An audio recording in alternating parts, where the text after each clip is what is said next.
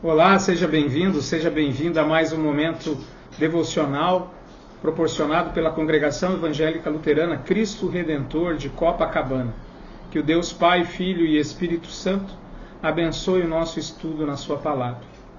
Na noite de hoje eu quero convidar você a meditar nas palavras do Salmo 23, o salmo talvez mais conhecido da Bíblia e mais querido da Bíblia. Agora, o que sempre me faz refletir é se exatamente nós sabemos as implicações de ter o Senhor como nosso pastor. Há 2 domingos celebramos o Domingo do Bom Pastor, onde nas palavras do Salmo do dia, Salmo 23, lembramos que o Senhor é o bom pastor.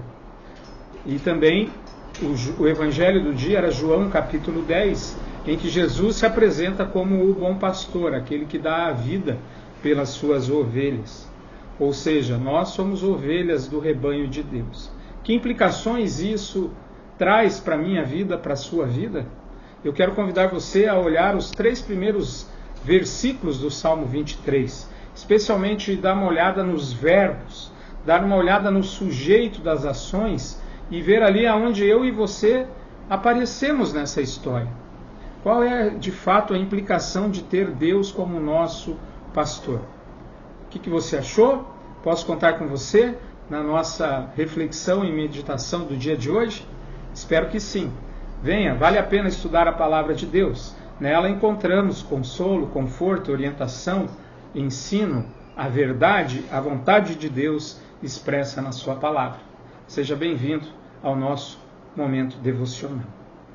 Querido irmão, querida irmã, Salmo 23, Deus, o nosso pastor, Salmo de Davi, lembrando que a primeira vocação de Davi foi ser um pastor de ovelhas. Davi sempre deixou claro o seu amor pelos rebanhos de ovelhas. Ele gostava muito de ser um pastor de ovelhas, tinha um carinho todo especial pelas ovelhas e por essa profissão. E, baseado na sua experiência como pastor, ele constrói esse poema maravilhoso que é o Salmo 23, um poema composto, aqui nós dividimos em português, em 6 versículos, e eu quero dar destaque especial aos 3 primeiros na noite de hoje. Um salmo que apresenta Deus como pastor, o seu povo como rebanho.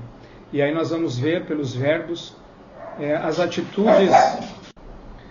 Então nós vamos ver as atitudes do bom pastor cuidando das ovelhas. Mas que implicação isso traz para mim e para a tua vida? Veja lá, o Senhor é o meu pastor, nada me faltará. Que promessa maravilhosa. Algumas traduções poderiam ser melhoradas e dizer assim: o Senhor é meu pastor e eu não vou sentir falta de nada. Porque talvez sempre a gente sinta que falta alguma coisa, que a gente gostaria de ter algo a mais. Mas quando nós temos Deus como nosso pastor, nós nos sentimos satisfeitos. Recebemos todo o necessário para a nossa vida. A gente pode olhar para o Antigo Testamento, quando o povo de Deus murmurava, e aí nós vemos Deus então enviando o maná, enviando também as cordonizes ali para quê? Para que alimentasse o povo de Deus. É Deus conduzindo o seu povo, dando a ele o necessário para que nada lhe falte. Isso não garantiu que o povo não reclamasse, não murmurasse, não tivesse medo. E assim também nós temos muita dificuldade em confiar. Tanto que nós somos admoestados a confiar na oração do Pai Nosso. Quando nós lembramos o pão nosso de cada dia nos dá hoje. Ou seja, a gente não precisaria ter congelador em casa, freezer em casa, porque todos os dias nós vamos receber de Deus o necessário. Mas a gente tem freezer, a gente guarda para amanhã. Algo que era impossível, por exemplo, na caminhada no deserto, porque se eles guardassem o maná de um dia para o outro, aquilo estragava. O maná era Deus provendo diariamente o sustento necessário para o seu povo. Continua assim hoje, Deus provendo o necessário para mim e para você. Confie nisso, isso é certamente verdade. E aí repare, quem é o sujeito de todas as ações? É Ele que me faz repousar em pastos verdejantes. É Deus que nos conduz ao descanso. Mas nós, muitas vezes, não confiamos verdadeiramente nisso no nosso dia a dia. Nós trabalhamos muito, nos dedicamos muito para que a gente possa ter tranquilidade e colocar a cabeça no travesseiro e dormir tranquilo. enquanto a implicação desse salmo nos diz que é Deus quem nos faz repousar. É em Deus que está o nosso descanso. É Ele que nos faz ficar tranquilos. Veja como a gente precisa fortalecer a nossa fé. Nem sempre dormimos, descansamos, perdemos o sono, porque precisamos encontrar uma forma de resolver os problemas. Como será o amanhã? Responda quem puder. Deus está respondendo. Eu farei você repousar. Ele é quem tem ação. Nós somos o sujeito, não somos o sujeito, nós somos o objeto da ação. Ele faz repousar. Quem? Eu. Ele me faz repousar. Ele age. Eu recebo essa ação que me traz repouso. É Ele que me conduz ao verdadeiro repouso. Seguindo, leva-me para junto das águas de descanso. Sozinho eu não sei chegar lá. Ele me leva, Ele que me conduz. Quantas e quantas vezes eu e você quebramos a cara querendo fazer tudo sozinho, resolvendo tudo sozinho.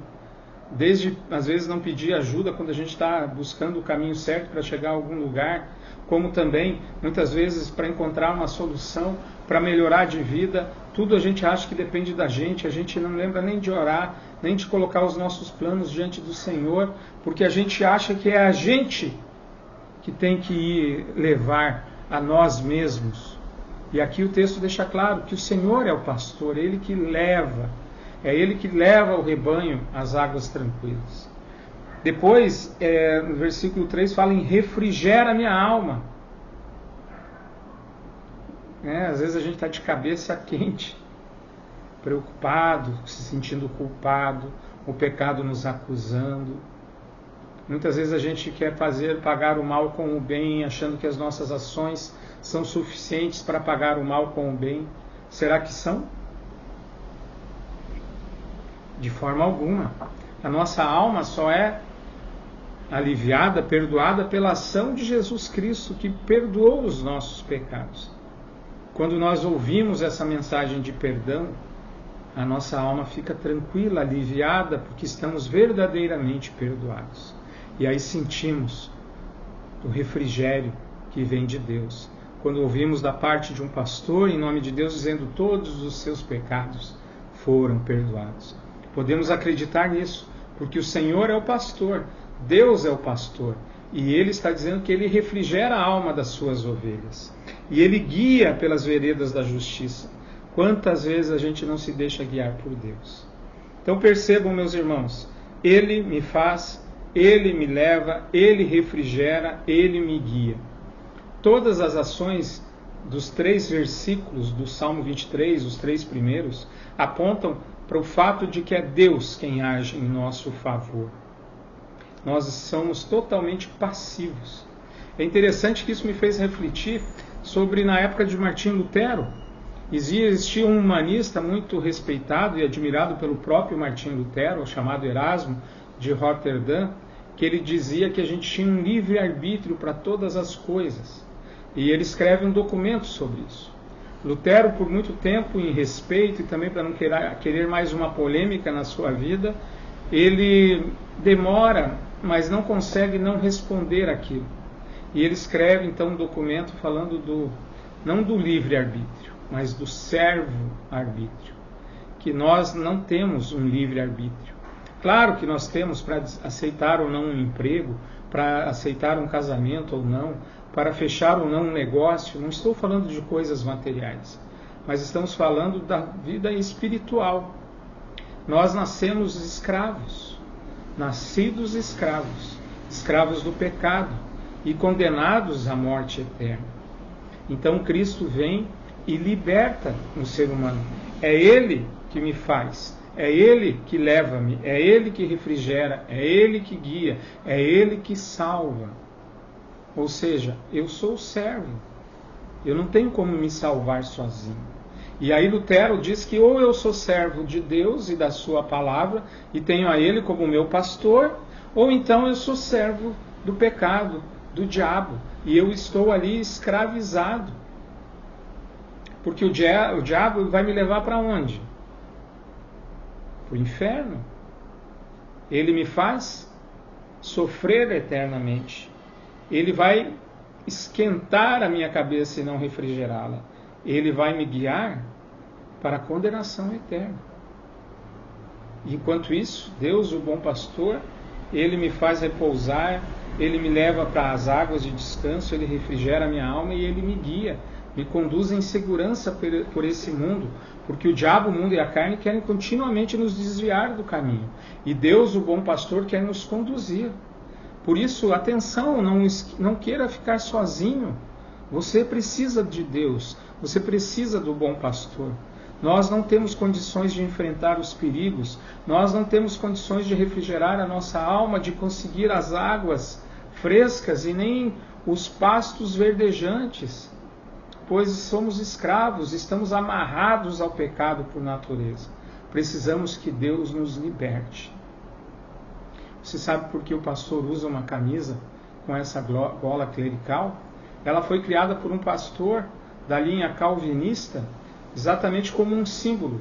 E essa parte branca simboliza como os escravos que usavam aqui uma argola de ferro para que fossem presos a uma corrente. Nós somos servos de Deus. O branco é o servo que foi lavado dos pecados e foi escolhido e separado para ser pastor. Nós todos somos servos, somos partes do rebanho de Deus. Por natureza, condenados. Mas Deus veio e nos lavou, nos restaurou, refrigerou a nossa alma e continua nos conduzindo. Por isso, meus irmãos, ter Deus como nosso pastor é ser submisso a Ele, é obedecer a Ele, é confiar nele, é amar a Ele acima de todas as coisas. Vale a pena. Ele não nos livrou da morte, Ele enviou Jesus para nos salvar e agora nos chama para sermos rebanho nas suas mãos bondosas e misericórdias, que nos conduzem com segurança, que nos guiam com amor e carinho todos os dias da nossa vida. Amém. Vamos orar? Ó Deus, meu bom pastor, obrigado pelo teu cuidado em me guiar, em me alimentar, em me proteger e em me salvar. Fortalece a fé em Jesus Cristo, para que eu continue servo do teu amor e da tua bondade. Afasta de mim, Senhor, o tentador, afasta de mim os desejos da minha carne, afasta de mim os convites desse mundo, para que eu não caia em tentação, mas continue tendo o Senhor como meu bom pastor, o meu guia, o guia que me ama e que me conduz em segurança. Ajuda-me também a trazer mais ovelhas para o teu rebanho, que eu possa testemunhar e falar do teu grande amor a todos que convivem comigo. Em nome de Jesus, amém. Que o Senhor te abençoe e te guarde. Que o Senhor faça resplandecer o seu rosto sobre ti e tenha misericórdia de ti. Que o Senhor sobre ti levante o seu rosto e te dê a paz. Amém. Muito obrigado, que Deus te abençoe e convido você a estar conosco no próximo domingo, 10h30, no culto aqui em Copacabana. Que Deus abençoe você e a sua família, hoje e sempre. Um fraterno abraço, que Deus os abençoe.